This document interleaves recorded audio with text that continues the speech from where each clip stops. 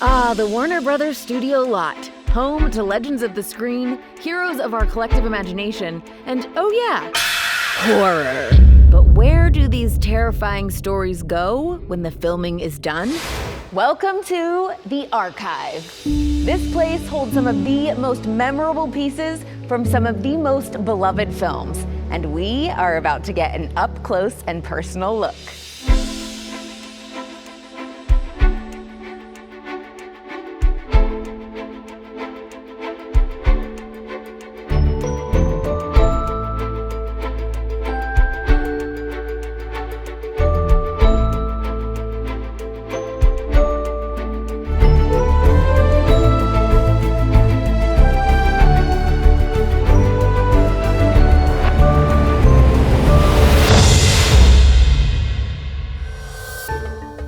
Here at the Warner Brothers Archive, we work to protect and preserve all of the iconic props and costumes from Warner Brothers Pictures. If it's an iconic piece from a Warner Brothers film, it's probably here. There is more horror film history in this building than in Ed and Lorraine Warren's Vault of Evil. And if I've learned anything from watching The Conjuring, it's that evil is best left undisturbed. But who am I kidding? You saw the title of this show? Let's open up some freaking boxes. The Conjuring franchise brings to life the real-life horrors witnessed by the Warrens during their long career as paranormal investigators. So we're following in their footsteps and unboxing two of the film's most haunted props. So let's talk about the music box. It's a very cool piece to me because so many people got to work on it. I got to talk to Robert Beck, who was the prop master for this, and he likened being a prop master to being like a traffic cop, where you're assembling all these talented people to come together and make something that's never been made before. So for this piece in particular, Robert Beck started looking at old pieces, buying old toys, and one of the things he found was this little clown doll. And James Wan loved the head in the thing. He was like, if nothing else, we want that head to be in the center of our music box.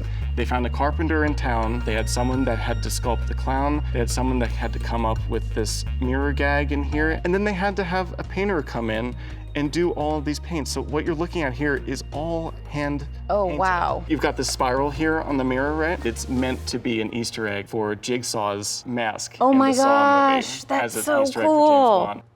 It is a real mirror. See, it's just a prop. Nothing to be scared of. Just a totally normal music. Oh my God, never mind. There are few props in cinema history as truly haunted as Annabelle, and she makes her home here in the Warner Archives, meaning we're on her turf now.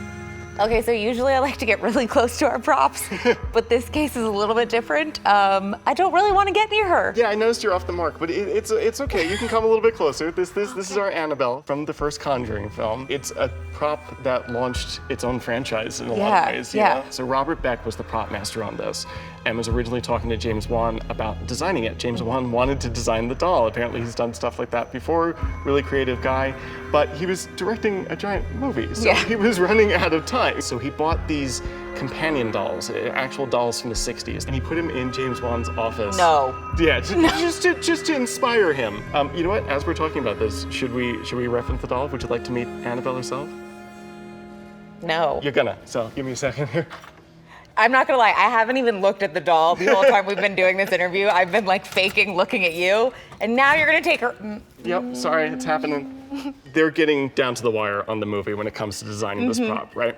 They are 2 weeks out from production. They don't have a doll, but they're in North Carolina, and someone goes to a salon and finds these horror maquettes on display there. The husband of one of the women that worked there as a stylist, his name is Tony Rosen, and he sculpted these horror pieces. And turns out he's an artist. He does a lot of horror and makeup and that type of thing. Yeah. He hired him to do some designs overnight. They brought one of the designs to James Wan, and it's perfect. Like, it's everything he wants. Yeah. So now this guy, Tony Rosen, has 2 weeks to make $2 for the production. And that's how quickly the original Annabelle heads were sculpted. Oh my God. That's one of the coolest things I think about props and filmmaking in general. It's like it takes a team and it takes all of those pieces to fall perfectly in place to make a creepy little doll that freaks me out. So I know obviously she doesn't look exactly like the real Annabelle. Has anything weird or creepy happened? No, nothing at all. I'm done. I don't want to do this anymore. I'm done. I'm going home. Honestly, I've just about had my fill of creepy dolls. Let's go somewhere a little less terrifying. Welcome to Winter River, Connecticut, home to some very weird denizens and some even weirder ghosts in Tim Burton's horror comedy classic, Beetlejuice. We talked with the artist behind the film's props, art director Thomas Duffield.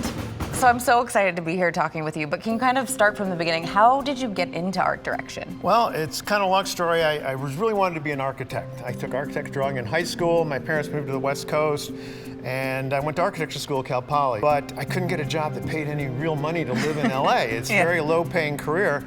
And I was kind of worried about it. My aunt said, why don't you try the art department? You worked as a tour guide for 3 summers there. You were a tour guide where? At Universal Studios Tour in Hollywood. I hooked up with Bo Welch. We did Lost Boys together, and then Just did Lost Boys, you know. And then he sent me a script for Beetlejuice. And I read the script, and I called him, I go, Bo, this is the weirdest script I've ever seen in my life. What is this about? You know, like that. He says, isn't it weird? Yeah, let's do it. Let's have some fun. So I said, okay, let's have some fun. Let's do some crazy stuff, you know? And so that's how we kind of got into it. I mean, I feel like that sounds like a great start to this iconic movie. What's so crazy is you read the script and you hear something like, you know, the shrimps come out of the bowl and grab people's faces. Like, you read that and you're like, okay, this is something I totally want to do, especially when you're talking about going from architecture to giving tours to, yeah, let's do that. Right, I mean, it's all, but architecture and motion picture set design is very similar. It's drawings, it's design, you just have to learn some things about cameras and focus and depth of field and backgrounds and stuff like that. It's also too, there were no rules, so we could do whatever we wanted. Yeah. And so that was the fun part. We just, if it was weird, it was okay. It works for this kind of movie. Oh my gosh. So we would build a model. It looks a lot like the house that we actually built at location. When we're building the model, the location people are looking for a location for this. We had to have a site with a hill overlooking the town, and we could never find one that had a covered bridge. So we made a regular covered bridge. Background to the rescue. There you go.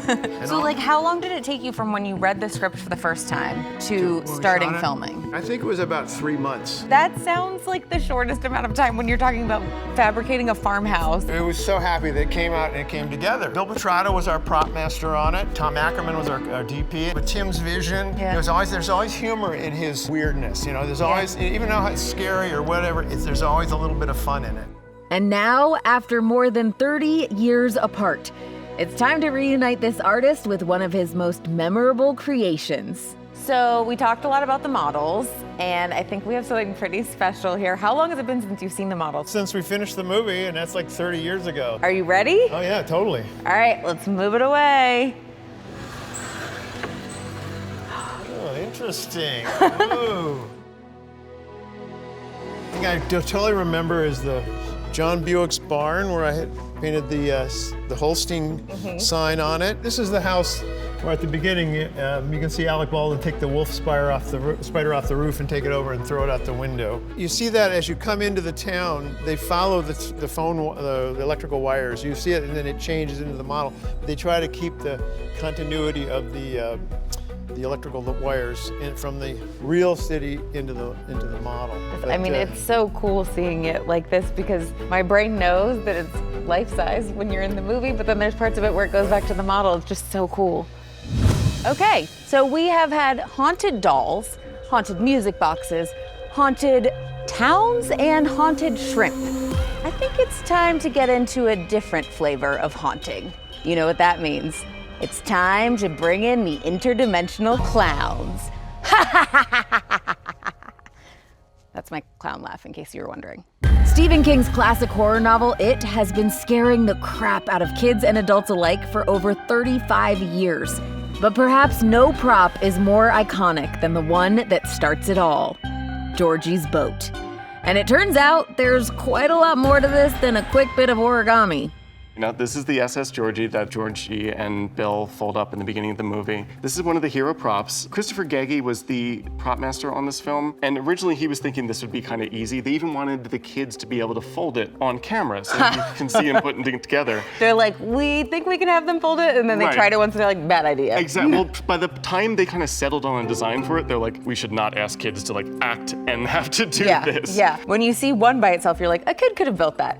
But then when you see it lined up with the other two, you're like, they are exactly the same. And so you know that there is precision and measurements and everything going on to make sure that all these boats look the same. Not even that, like this is a small sample of what they made. They made 50 or 60 different boats for the movie. They had ones that were bigger, that were smaller, that could fit into the sewer grate. They had ones with RC motors and like tires that were hidden under the water. That's the one I want. I want the RC motor boat. But like that's something I really don't think people would ever consider while you're watching the movie, and you're not supposed to. You know, like it worked, so you're not supposed to see that. This was Bauer's knife from the film. You might think that it's a simple knife that you could just buy at a hardware store on Amazon or whatever, but because it was so kind of crucial to that character, this is completely designed for this movie. So this is a stunt version too. This was made out of a solid rubber, but as you can see, has been painted up beautifully. Like on camera, when it's moving around, you would never know that that's not a real metal blade. This was Christopher Gagey, the prop master's favorite piece from the film because A, it is scratch built. His team can you designed explain to people watching what exactly scratch built Absolutely. means? So like for any sort of movie, especially like an action movie, let's talk about like the guns that the main character would use. It's probably a gun that's off the rack that maybe they modify a little bit if it has to be something special, if it's sci-fi or something like that. But in this case, they started from scratch. There was no gun that they based it on. They looked at designs for different things. Scratch built. Exactly. Got it. And I like that it has the logo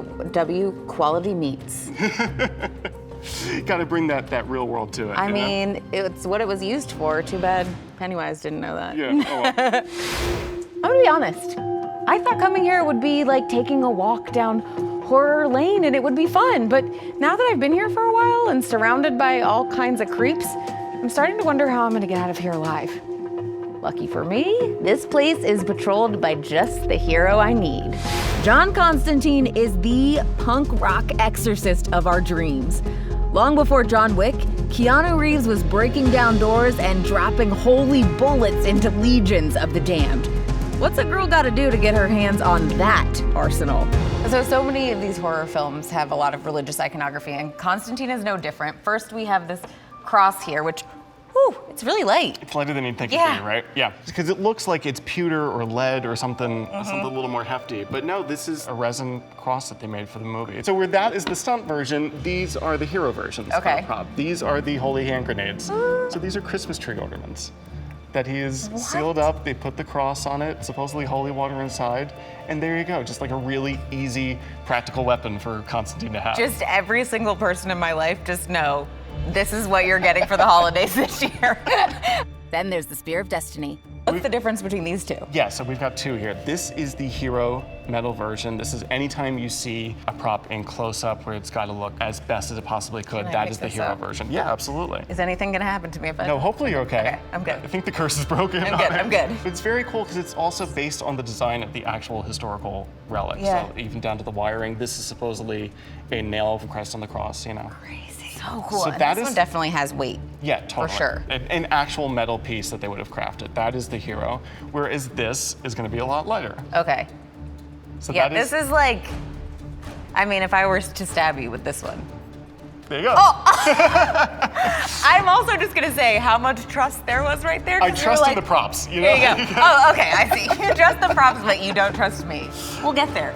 So we've seen some pretty cool Constantine props so far, but I can't help but notice these amazing shotgun shells. Oh, is there something else here to notice? Yeah, is there? Yeah. Well, this is the key piece from Constantine. So I feel like we need a choir or something, or I can do a drum roll. I'll take a drum roll. That's fine. But to reveal the holy shotgun. Wow. This is Oh obviously my gosh. one of the hero versions. It was functional on set, but it's been deactivated. You can't pull the trigger. Whatever firing mechanism is there is gone. So I feel Thank you for telling me that somewhat at the top. safe. Yeah, passing it off to someone who stabbed me earlier. So it's all just the intricacy of it that just blows my mind. It's got all these Latin inscriptions up along the side. They basically took like an old book of Catholic Latin inscriptions and put them on there. So we have like the awesome dragon here for the dragon's breath. There's Yep. so much detail. I know. And that's cool too, that like you've seen that dragon's breath prop earlier in the movie. You know the functionality of it. So when it's strapped to this thing, you kind of know he's getting all his stuff together to go after it for And like, the I don't know if finale. you can see, there's even like little crosses up here on the site. Yep. Oh my gosh. Okay, when you look down the site, you can see the cross. This is the coolest thing ever. And then we've got the shotgun shells, these actually fit? which fit in. All right, so I mean, you said before this is not the only one, right? No, this would have been one of probably 2 or 3. This crate says number 2 for the heroes that they Okay. would have made. All right, well, I mean, I'm just gonna throw this. You can't see me. I'm just gonna take this one. You don't see me. And so, armed with the weapons of a superhero and a new knowledge of the arcane and undead, it seems like my work here is done. But like the horror icons of Warner Brothers, the archive has so many secrets left to reveal. And we'll discover them together on the Archive Unboxed. You can see all of today's props in action by owning these movies, all available now on digital. To see even more of the props and costumes from your favorite films and TV shows in person, check them out exclusively at the Warner Brothers Studio Tour Hollywood.